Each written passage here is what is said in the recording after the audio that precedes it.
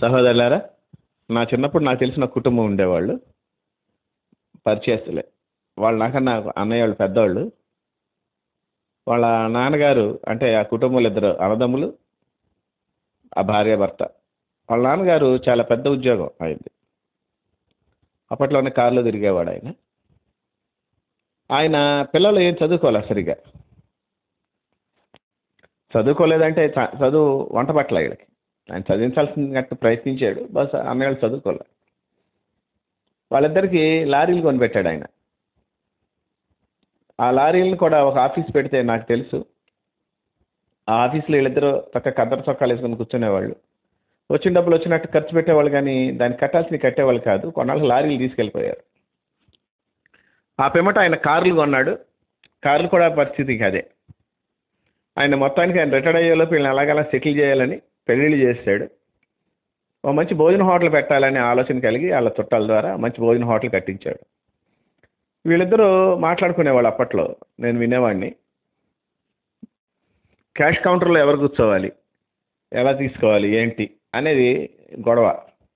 వాళ్ళ నాన్నగారికి ఆ విషయం వాళ్ళ నాన్నగారి దృష్టికి వెళ్ళాక, ఒకరోజు కొనటం కొనుగోళ్ళని నువ్వు చూడాలి, అన్నయ్య క్యాష్ కౌంటర్లో కూర్చుంటాడు, రెండో రోజు తమ్ముడు కూర్చుంటాడు, మిగిలిన నువ్వు చూసుకోవాలని అట్లా చెప్పారు. మొత్తానికి తర్వాత ఏం జరిగిందో, క్యాష్ కౌంటర్లో భార్యాభర్తలు ఇద్దరు కూర్చుంటాం మొదలుపెట్టారు. అది కూడా ఎక్కువ కాలం సాగల. బాగా వచ్చేవాళ్ళు జనాలు మెల్లమెల్లగా. ఆ తర్వాత ఆయన రిటైర్డ్ అయిపోయాడు. వీళ్ళిద్దరు ఎక్కడున్నారో ఏంటో కూడా తెలియదు నాకు. ఆయన చనిపోయాడు కూడా. సహోదరులారా, వీళ్ళలో ఏమన్నా లోపం కనిపించిందంటే ఒకటే, పడాల్సిన కష్టం పడరు. చాలాసార్లు కష్టపడకుండానే ఫలం లాగాలి అని చూస్తుంటారు. అలా రావచ్చు, వాళ్ళ ఊహల్లోనూ కళ్ళల్లో వస్తుందేమో కానీ, లేదా ఇట్లాగా దొంగతనాల్లో కూడా రాదు. దొంగతనానికి చాలా కష్టపడాలి. దొంగతనానికి పెద్ద ప్లాన్ వేసుకోవాలి. కాబట్టి ఇవన్నీ కూడాను జరిగేవి కాదు, కష్టపడితేనే. బ్యాడ్ లక్ ఏంటంటే, రక్షణ ఉచితంగా వచ్చేసింది కదా మనకి. మిగిలిన కూడా ఓర్ని అట్లా వచ్చేస్తే దేవుని దగ్గర మనం వెళ్ళి మన లైఫ్ మనం లీడ్ చేస్తూ హ్యాపీగా అట్లా చర్చికి వెళ్ళొస్తే చాలు అనుకుంటారు కొందరు. అట్లా కుదరదు.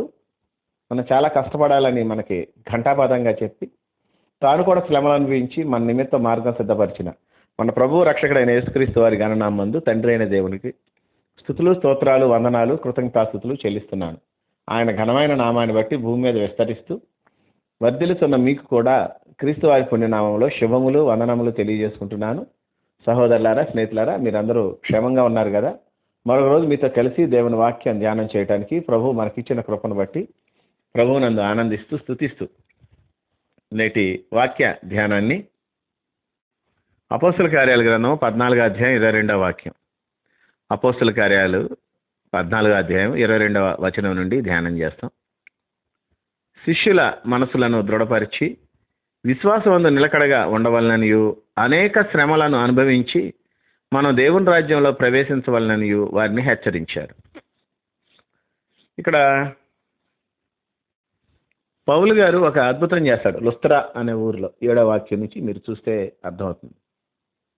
ఒక మంచి స్వస్థత. ఆ స్వస్థతను చూసిన మనుషులు, వీళ్ళు దేవతా స్వరూపులు అంటే, కొన్ని చోట్ల మనుషులను కూడా దేవుళ్ళుగా చూసే తత్వం ఉన్న వాళ్ళు భూమి మీద ఉన్నారు కొందరు. మనిషిని దేవుడిగా చూస్తారు. మనిషి ఎప్పటికీ దేవుడు కాదు. స్త్రీ పురుషులకు పుట్టినవాడు దేవుడు కాకపోతాడు, అంతే, దేవుడు కాదు. కన్యగర్భాన పుట్టినవాడు యేసుక్రీస్తు దేవుడే. స్త్రీ పురుషుల కలయికలో పుట్టినవాడు కాదు.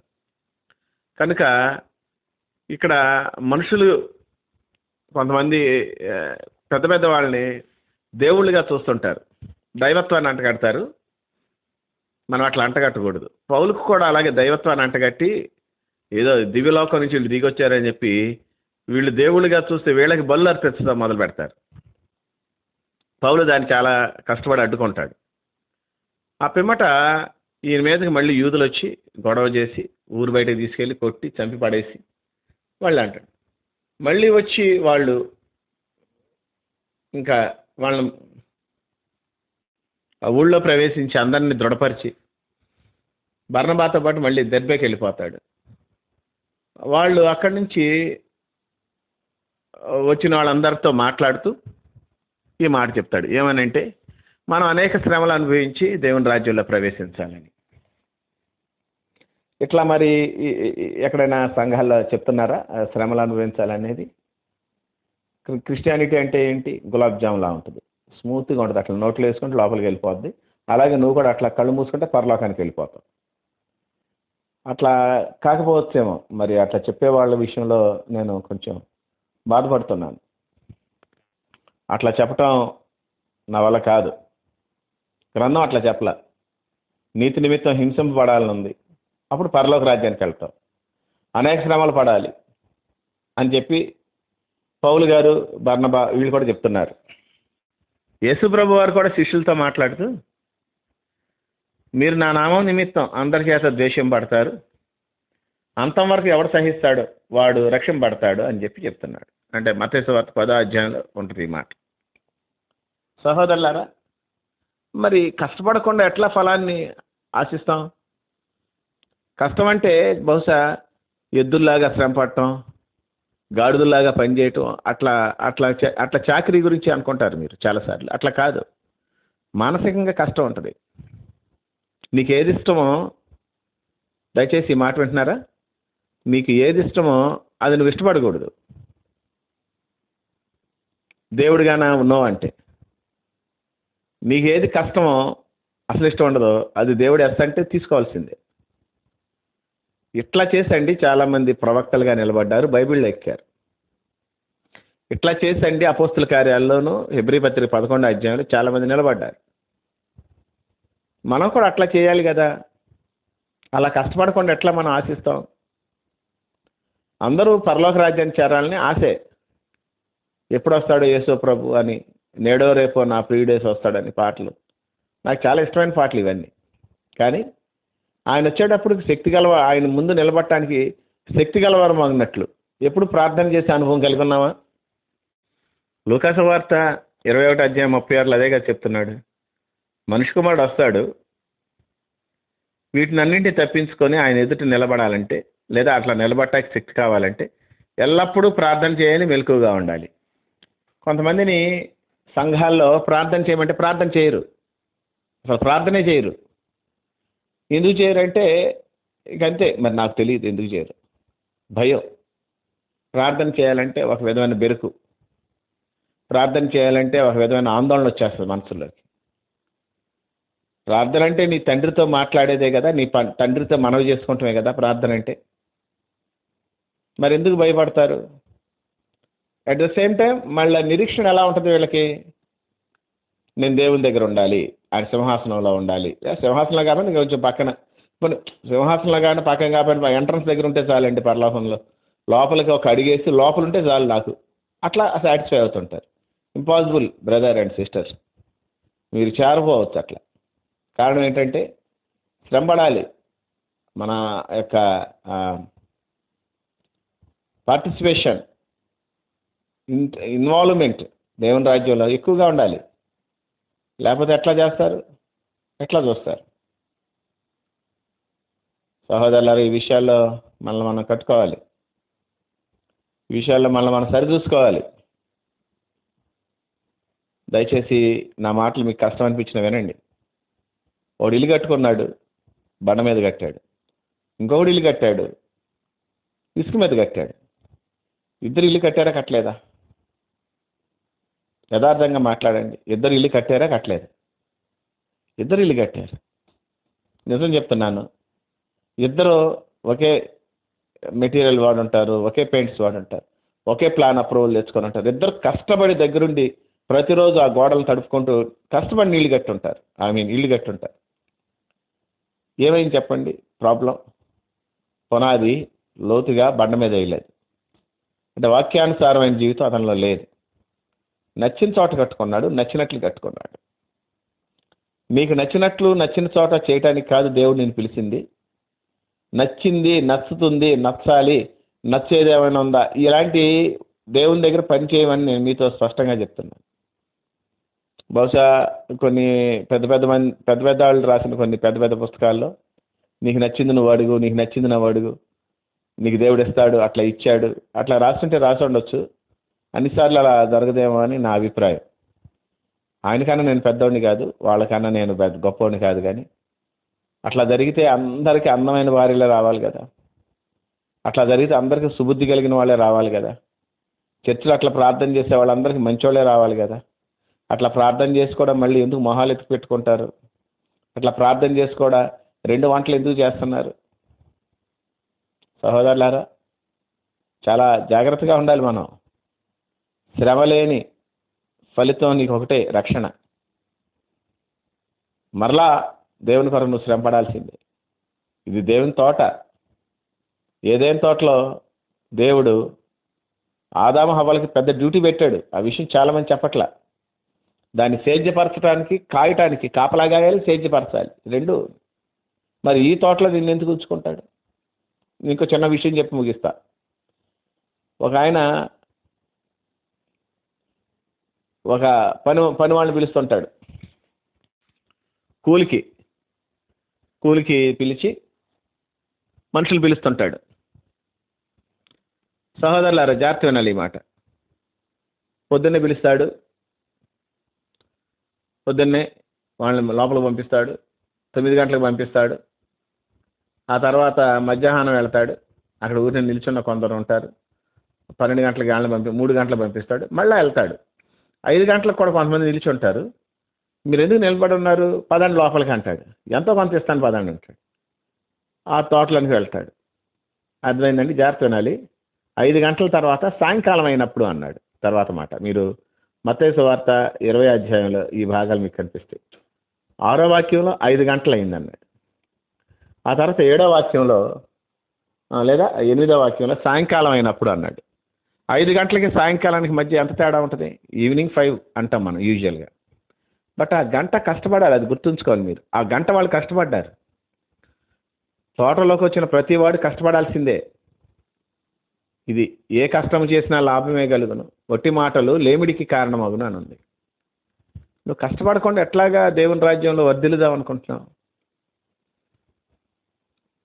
అన్ని కార్యక్రమాల్లో పాల్గొవాలి. దేవుడు మనల్ని అర్థం చేసుకోడా? దేవుడికి మన గురించి తెలియదా అంటే ఎందుకు తెలియదు? దేవుడికి నీ గురించి బాగా తెలుసు. నీకు వాక్యం తెలియదా? నీకు క్రమం తెలియదా? నీకు క్రమశిక్షణ తెలియదా? ఇది కూడా ఒకసారి ఆలోచించండి ప్రియమైన వాళ్ళారా. మనం చాలాసార్లు ఇక్కడ మిస్ అవుతుంటాం. ఇట్లా మనం మిస్ అవ్వకూడదని నేను కోరుకుంటున్నాను. కష్టపడాల్సిందే, ఎట్టి పరిస్థితుల్లోనూ కష్టపడాల్సిందేనండి. ఒక మంచి ఆయన, పెద్ద ఆయన చెప్పారు, క్రీస్తు కొరకు చనిపోవటం చాలా ఈజీ అండి. యేసుక్రీస్తు కొరకు చనిపోవటం చాలా ఈజీ. చంపేస్తారు, వస్తారు, చంపేస్తారు, అయిపోయాయి. యేసుక్రీస్తు కొరకు బ్రతకడం చాలా కష్టం అన్నాడు ఆయన. చాలా కష్టం కదా. కనుక మరి కష్టం లేకోకుండా ఈజీగా పరలోకాన్ని కొట్టేయాలి అని మనం ప్రయత్నించడం ఏమన్నా అది సమంజసమేనా అని నేను అడుగుతున్నాను. ఎందుకంటే మీరు చూసినట్లయితే సహోదరులారా, చాలా చోట్ల మనం ఊరికి అట్లా ఏదో ఒకటి ఇచ్చి వెళ్ళిపోతుంటాం. చాలామందిని నేను ఇట్లా గమనిస్తుంటాను చుట్టుపక్కల. కంతే చాలామంది ఉద్యోగం కూడా చేయకుండా అటెండెన్స్ వేయించుకుంటున్న వాళ్ళు బోల్డ్ మంది ఉంటుంటారు. వాళ్ళ జీతాలు వస్తుంటాయి, అన్నిటికి షేర్లు ఉంటాయి, ఇట్లాంటివి చాలా ఉంటాయి. ఇదివరకు అలా జరిగేవి. ఇప్పుడు ఎలా ఉందో పరిస్థితి నాకు తెలియదు. కానీ కనుక కష్టపడటం మన తప్పనిసరి. నేను మీతో చెప్పాను కదా, అన్నదమ్ములు కద్దరు చొక్కాలు వేసుకునేవాళ్ళు, మంచిగా బళ్ళు ఉండేవి. నాన్న గొప్ప ఆయన పెద్ద ఉద్యోగం, కారు అప్పట్లోనే 1980s కారులో వెళ్ళేవాడు ఆయన ఉద్యోగం. కాబట్టి సహజంగా మేము చక్కగా అట్లా కూర్చొని సంపాదిస్తారనుకున్నాం. కూర్చొని సంపాదించడం కుదరదు. కూర్చొని సంపాదించాలంటే మీ నాన్నలా కష్టపడి చదవాలి. ఆ చదవనప్పుడు కష్టపడాలి. అబ్బే, రెండూ చేయకోకుండా కష్టపడతాయి సంపాదిద్దాం అనుకుంటే ఏమవుతారు? ఊరు వదిలిపెట్టి కనపడకుండా పారిపోవాలి. జరిగేది అదే. ఊళ్ళో వాళ్ళు కనపడతల్లా, కష్టపడకుండా దేవుని రాజ్యంకి వద్దాం అనుకునే వాళ్ళు పరలోక రాజ్యంలో కూడా కనపడకపోవచ్చు. కనుక మనము అంతవరకు సహించాలి. అనేక శ్రమలు అనుభవించాలి. దాని కొరకు సిద్ధంగా ఉందాం. అయితే ఇది నీతి కొరకండి, నీతి కొరకు. మీ స్వకీయ దురాశల చొప్పున మీ సొంత పనులు చేసుకోను, మీ సొంతానికి మీరు నిర్ణయాలు తీసుకోను, ఇబ్బందులు పడి అయ్యో నేను ఎంత ఇబ్బంది పడుతున్నాను, దేవుడి దయ వల్ల ఇబ్బంది అనుకోకూడదు. నీ సొంత తప్పులు బట్టి పడే ఇబ్బంది నీదే, నీ అకౌంటే. దేవుని కొరకు నిలబడి, వాక్యం కొరకు నిలబడి, మేము వాక్యం ప్రకారం వెళ్తామండి, ఈ ఆచార వ్యవహారాలు మేము పాటించవండి, ఇవన్నీ మేము చూడవండి అని అక్కడ కష్టపడతావు చూడు, దాన్ని బట్టి మనుషులను దూరం చేసుకుంటావు చూడు, అప్పుడు ఆ కష్టాన్ని దేవుడు పరిగణనలోకి తీసుకుంటాడు, ఆయన పుస్తకంలో రాసుకుంటాడు. అట్లా మనం ముందుకెళ్దామండి. ప్రార్థన చేసుకుందాం. మహాపరిశుద్ధుడు అయిన తండ్రి, ప్రేమ నమ్మకం గలవాడ, మీకే వందనాలు, స్తోత్రాలు, కృతజ్ఞతాస్తుతులు చెల్లిస్తున్నాను. నీ కృపను బట్టి మా జీవితాల్లో నేటి వరకు నువ్వు ఇచ్చిన నెమ్మదిని బట్టి, క్షేమస్థితిని బట్టి నీకు స్తోత్రం. బలమైన దేవుడా, బలమైన కార్యాలు చేస్తూ వచ్చారు. నీ కొరకు జీవించడానికి కృప చూపించారు. మేమేమై ఉన్నామో అది నీ కృప అని ఒప్పుకుంటున్నాను. అయ్యా, మా ఎడల నీ కటాక్షాన్ని నిలబెట్టు. అయ్యా, మేము శ్రమ పడకుండానే వచ్చేయాలనుకుంటున్నాం. చాలా చోట్ల అలాగే చెప్తున్నారు, దేవా నన్ను క్షమించానమ్మా, లోపలికి వెళ్ళిపోతావు, క్షమించానన్నా లోపలికి తీసుకెళ్ళిపోతాడన్నా అంటున్నారు. క్షమిస్తావు కానీ లోపలికి అట్లా వచ్చేస్తాం ప్రభా. మీరు కూడా అనేక శ్రమలు పడ్డారు కదా, దయచేసి ఆ ప్యాటర్న్, ఆ విధానాన్ని మాకు నేర్పించు. మీ పాదాల దగ్గర సాగిలు పడుతున్నాం. బుద్ధి లేని నాయన, లేదా ఆ మాటలు వినని ఆ బుద్ధిహీనుడి వలె మా పునాది వేసుకొనక అపోస్తుల బోధ యందును నాయన, మరి ప్రార్థన యందును, సహవాసం యందును, రొట్టె విరుచుట, ఈ నాలుగిట్లో చాలా జాగ్రత్తగా పాల్పంపులు పొందుతూ మీ అందు కట్టబట్టడానికి, కష్టపడటానికి కృప చూపించమని, అటు ఉన్న స్థితికి మమ్మల్ని, మా కుటుంబాన్ని, సంఘాలను అప్పగించుకుంటూ ఘనత, మహిమ, ప్రభావాలు యుగయుగములు మీకు ఆరోపిస్తూ మా ప్రభువును రక్షకుడైన యేసుక్రీస్తు వారి పుణ్య నామమున ఈ ప్రార్థన మనవులు మీకు సమర్పిస్తున్నాము తండ్రి. Amen, amen, amen.